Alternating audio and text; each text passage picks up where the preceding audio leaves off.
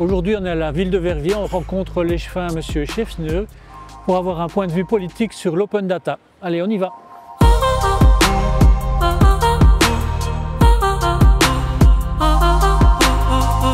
Bonjour, comment allez-vous? Très très bien, et vous? Moi aussi. Alors, M. Cheffneux, vous êtes échevin des Smart Cities. Oui. Alors, échevin des Smart Cities, ça ne se trouve pas dans toutes les villes et communes de Wallonie. Qu'est-ce que la stratégie Smart City pour Verviers?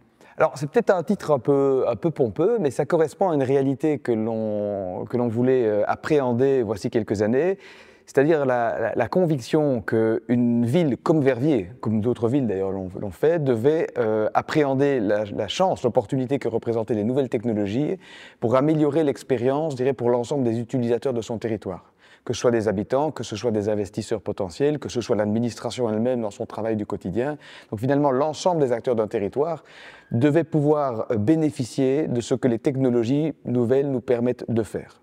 Tout ça dans un bénéfice, et pour un bénéfice, je dirais, du plus grand nombre. C'est dans cette optique-là que nous avons appréhendé la notion de Smart City à Verviers.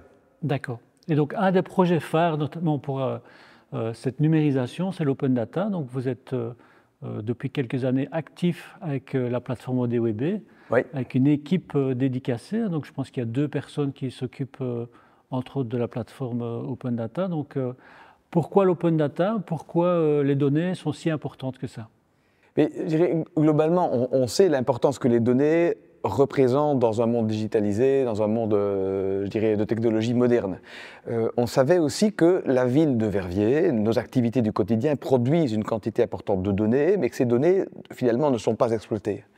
Elles n'étaient même parfois même pas exploitées correctement en interne, puisque vous pouviez retrouver les mêmes données, plus ou moins les mêmes données, dans plusieurs ordinateurs, dans un même service, entre 2 ou plusieurs services. Et donc, l'idée a été de dire, rationalisons d'abord l'ensemble de ces jeux de données, des informations que l'on produit pour le simple intérêt de nos administrations. C'est plus simple d'avoir un seul endroit où chercher l'ensemble des données. Et puis alors, si vous voulez en plus piloter correctement des projets politiques, vous devez avoir des données pour les piloter correctement. Et au-delà de ça, ces données peuvent également servir à une plus grande transparence du travail administratif. Et enfin, les mêmes données peuvent également être utilisées par d'autres acteurs, notamment des acteurs économiques, pour développer des services informatiques ou bien des services d'application, ou même fonder des décisions d'investissement. Donc, c'est d'abord un objectif interne et puis ensuite qui sert le grand public par la suite. C'est un double objectif. Je pense que les deux vont de pair. À partir du moment où le travail est fait en interne, il est dommage de ne pas en faire bénéficier le plus grand nombre. Ça, c'est finalement le mécanisme de transparence et de duplication et de partage. Et le travail interne était essentiel dans une ville qui est, comme beaucoup d'autres encore, confrontée à des difficultés financières, à la nécessité de réorganiser le cadre de travail. Donc sur la modernisation de nos méthodes de travail, c'était également un objectif. Mais les deux vont de pair. Ok, parfait. Et quel type de données, principalement, on retrouve sur votre plateforme? Alors, on a beaucoup de données territoriales, des localisations de différents services aux citoyens, des localisations de terres, de terrains, d'espaces publics. On voudrait également pouvoir y ajouter toute une série de données qui sont liées à la fréquentation des territoires, le nombre de passages de personnes dans les rues, les fréquentations, le passage de voitures. Donc, il y a beaucoup de données que l'on voudrait encore apporter, mais pour l'instant, on est sur beaucoup des données territoriales, tout simplement parce qu'au sein des services, c'était déjà des données que l'on produisait au fur et à mesure du travail. Donc aujourd'hui, la liste des données doit encore être augmentée de manière importante. D'accord. On rencontre beaucoup d'administrations dans l'open data.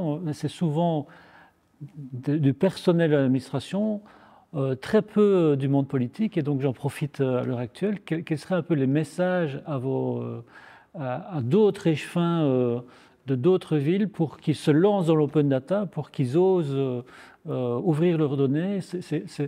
Quels sont les bénéfices pour eux? Quels sont les avantages Mais je vais être assez général dans ma réponse. Je crois que ce qu'il faut, c'est que l'administration publique, et tout spécifiquement les administrations locales, osent le pari de la modernité.